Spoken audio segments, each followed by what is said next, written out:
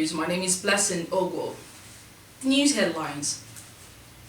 World Bank approves $1.08 billion for education and others in Nigeria. President Tinubu appoints new NNPC CEO to drive energy reform and national growth. Nigeria confirmed its headliner Nation Unity Cup 2025, London. The news in details. The World Bank has approved 3 funding operations for Nigeria totaling $1.08 billion in concessional financing, $500 million for the NG Cares program, $80 million for accelerating nutrition results in Nigeria, ANRIN 2.0, $500 million for HOPE for quality basic education for all. Its aims is enhancing quality for education, strengthening household and community resilience, enhancing nutrition for undeserved groups. The program is expected to directly benefit 29 million children in public primary schools, 500,000 public primary teachers, over 65,000 public primary schools, and others. In a bold move to reposition Nigeria's oil and gas sector, President Bola Tinubu has appointed a new leadership team at the Nigerian National Petroleum Company Limited.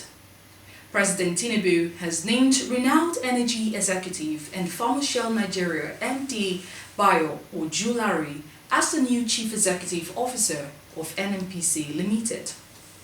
The appointment takes immediate effect and is part of a broader overhaul aimed at delivering greater efficiency and results in the oil industry.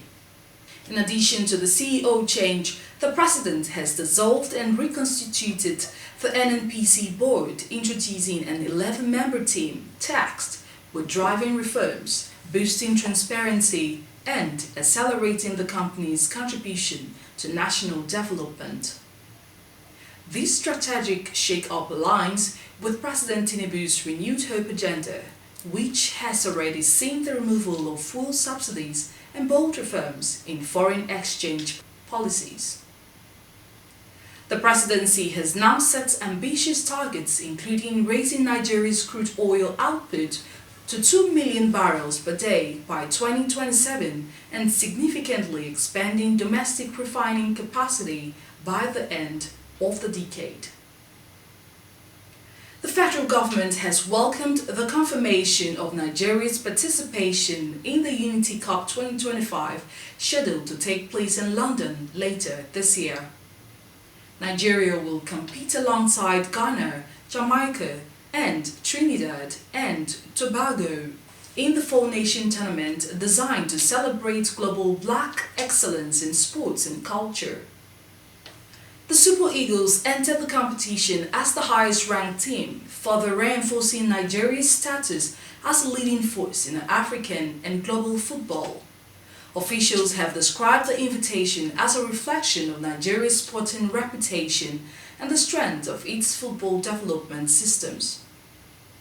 The Unity Cup is expected to offer not only top-tier football action, but also serve as a platform for sports diplomacy, diaspora engagement, and the international promotion of Nigerian talent.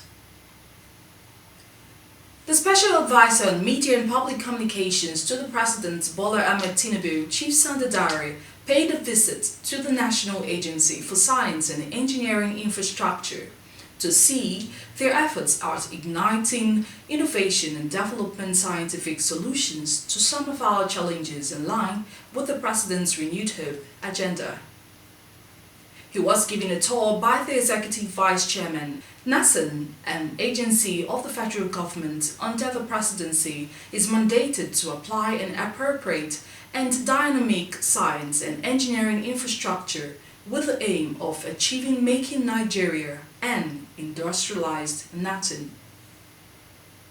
The agency has the mandate to develop capital goods and equipment necessary for job creation and the development of the national economic well-being of Nigerians. The federal government, in partnership with the government of Japan, has announced the launch of a Naira-denominated venture capital fund aimed at scaling youth-led startups in Nigeria. The initiative is designed to provide concessional financing in local currency, shielding startups from foreign exchange risk and deepening financial inclusion. The fund is expected to channel long-term capital into sectors such as fintech, agritech, and digital innovation, areas where Nigeria is already a continental leader. Officials say the move reflects growing international confidence in Nigeria's economic reforms and aligns with the Tinubu administration's commitment to youth empowerment and entrepreneurship. Stakeholders have welcomed the development, describing it as a major boost for the local innovation ecosystem and a strategic step towards building a resilient digital economy.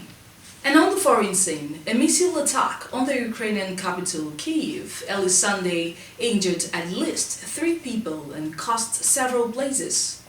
The city's mayor said 2 days after a Russian strike killed 18 people in President Volodymyr Zelensky's hometown.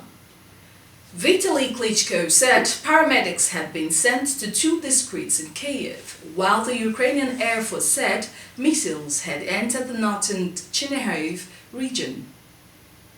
Explosions in the capital air defense is in operation, Klitschko said.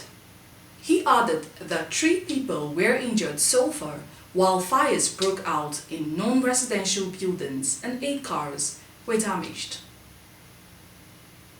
Thank you for listening. This is Alive News. My name is Blessing Ogwo.